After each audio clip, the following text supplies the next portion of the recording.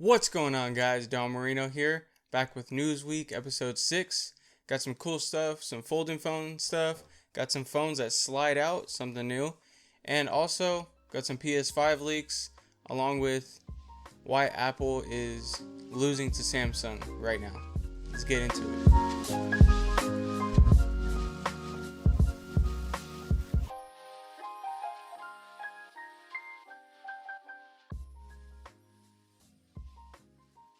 So the first thing we're going to be talking about is the Samsung Z Flip phone and everything we know about it. So right now the battery life is being taken into question. So with these folding phones, the way the hinge mechanism works, you obviously cannot run something in between. The only thing that's really being crossed over that hinge is going to be the screen, the thin piece of plastic on the phone. So they have to break the batteries up into two cells, one on the top and one on the bottom.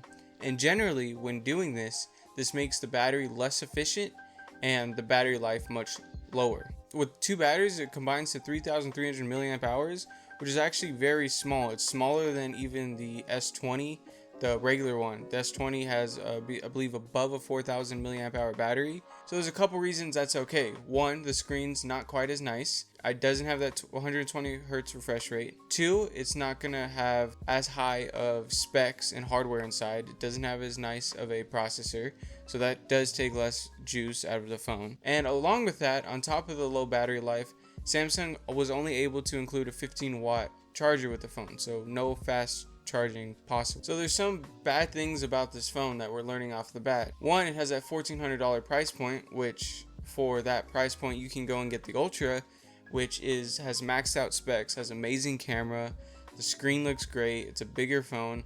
The only thing you're really getting with the Fold is that hinge, and for the price, it's just not worth it, in my opinion. At $1,400, these phones are still a little bit too expensive. Maybe that's why a certain company came out with a different phone, I don't know. Anyway, so like I said, you lose some of those features. You lose fast charging, you lose wireless charging, you lose the ability to watch videos without huge black bars on the side because of how tall the display is. Of course, what we're seeing, the camera's still good because it is a Samsung flagship phone, so they did put a good camera in it. It is looking like it has the same sensor as the S20. So overall, it is going to be an interesting phone to see how it plays out, how it sells. I do think it's going to sell a lot more than the Galaxy Fold because it is $600 cheaper. And for a lot of people, this is the form factor they're looking for. They're looking for a regular phone that folds in half, not for a regular phone that folds into a tablet-sized phone. So I'm interested to see which one of the two takes off. Let me know down below. Let me know which one you guys think will take off and which one you guys like better. The full-size phone that folds into a tablet or the regular phone that just folds into half a phone. Let me know. So moving away from Samsung, we have another leaked phone. It's not a folding phone, it is a sliding phone, which honestly is looking like it's going to solve a lot of the folding phone problems. So there's been leaked images of a TLC phone. This phone is, like I said, it's a slide out phone. So you can see in the pictures there's a small little cutout where the screen will slide out from under the original screen. So I'm wondering if there's going to be a slide out where there's going to be kind of a gap like this in the screens, or it's going to slide out and it's going to pop up and meet flush with the original screen. So this is looking like solving a lot of those folding phone problems. One, a slide out hinge mechanism is not nearly as complicated or difficult as the folding one. You know, you don't have to have a folding screen. You can put a normal glass on the screen. So one, it's going to be more durable than the Samsung Galaxy Z, the Fold, or the Z Flip phone. And along with that, you know, things like battery life are going to be able to be improved. Like I said, it's not nearly as complicated, so they don't need to completely reinvent the phone. They just need to find a way to slide one out of the other. It'll almost be like one half of the phone is completely display when it slides out, and the other half is where all the hardware is held. So I'm definitely interested in this phone. It was supposed to be announced. It was supposed to be announced at the MWC. However, that was canceled. We're still waiting to see when this will be announced. Most likely, this is going to be a long time off because of the fact that this phone is not in production. TCL already had another folding phone concept that never came to fruition. However, they're a company that likes to take their time on what they're doing. They're not in a rush to, get to market with a product. So I'm definitely interested to see if this is going to come out anytime soon, or if this is just something that we're seeing right now and it might not even be an actual thing. So hit me down below. Let me know if you guys think this is a better idea than the flip design, or if it's just kind of gimmicky and not going to take off. All right, so one last story with phones and phone companies. We have Samsung and Apple kind of in the news right now over the whole coronavirus. As we know, Apple was forced to shut down a large amount of their factories and production lines because of the virus. People aren't able to go to work because they have to stay at home. People are in quarantine. It's a very dangerous situation over there in China right now. However, years ago, Samsung decided to invest in putting some of their production facilities over in Vietnam. Now, this is allowing them to still stay in production and shut down their China factories. It's about 50-50. They have 50% in China, 50% in Vietnam. The reason they invested in this was really just to cut costs. They didn't do it because they saw any foresight.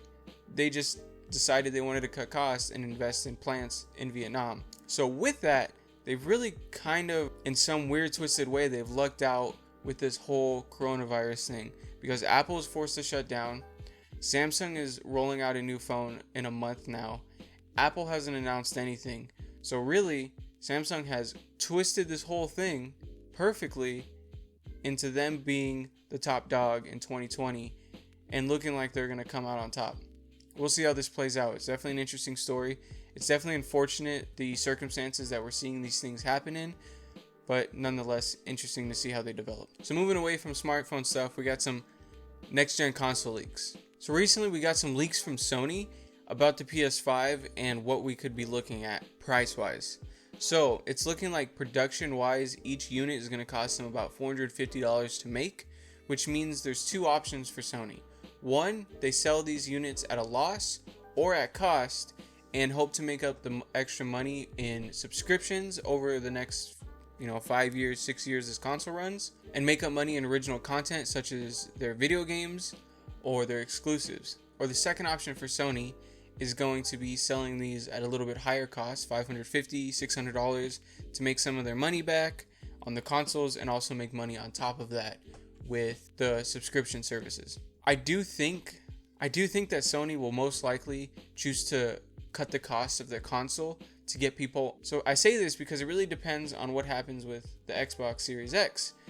We don't know what price point. We have no leaks of what price point we might be looking at. However, these two consoles are spec'd very similarly. It really comes down to what the companies decide. If Sony decides to cut costs, then Microsoft will be forced to do the same. I don't think either company wants to have a system come out that's a lot more expensive than their competitor, because one, this is going to make people who want to buy a system go for the cheaper option. So most likely these will be priced very similar, and this is going to force the prices down. I would guess we're going to be seeing these consoles at about $500 to $600, no more expensive. I don't think we're going to see $700-800 range. I do think that these are going to be priced lower, maybe even at a loss for the companies, to get people on their subscription services every year, paying that $60 a year. So we're also getting some leaks about the design of the PlayStation. We're looking at that original V-shaped design as being what we might get shipped or what might be official.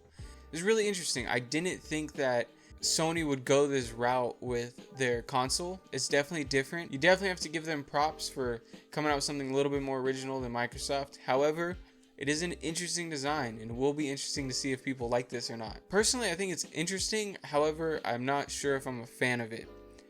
Mainly because of how it's going to look in a desk setup. Mainly because of how it's going to kind of stick out. It's just not going to look quite natural. That's one thing about the Xbox Series X. If you lay it down on its side, it's going to look quite natural in a home theater system or on a desk right here. It's going to look much more natural than that V-shaped PlayStation. So definitely going to have to look out to see if that's reality or if that's just something that's being talked about right now. Alright, so I do have two tangent stories. One of them is going to be video game related. The other one's going to be political, I guess. So the video game related one is Call of Duty. I'm a big fan. That's the game I play mostly, that and Apex. Go hit the Twitch down below. Go check out the stream.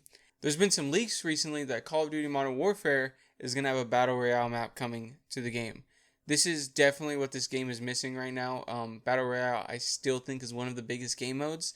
I know Tarkov's taken off right now, but Fortnite, Apex, PUBG, they all still remain, somewhere in that top 10 list. And COD has definitely been missing that. So I'm definitely excited personally to see that come. So I think that'll definitely bring some life back to the game halfway through its life cycle. The second thing is Lyft is going to be giving free rides to primary and election voters. I definitely think this is cool of them, get more people out there voting. It's something that needs to be done. I thought it was kind of, sort of tech related because Lyft is more of a tech oriented company. And, a lot of states are implementing some new technology in their voting system this year. So I definitely think this is all interesting stuff that's happening. I definitely appreciate you guys watching the video, checking it out, coming, looking at the news. I put one of these out every week. Definitely working hard to make sure I stay on schedule with that. I also have some other content coming out along with these. I upload a total of 6 videos a month at minimum right now. So definitely go down, subscribe, make sure you don't miss any of the news, make sure you don't miss any of the different content I got coming out. So I appreciate you guys checking out Newsweek number 6, and until I got something else for you, thanks for watching.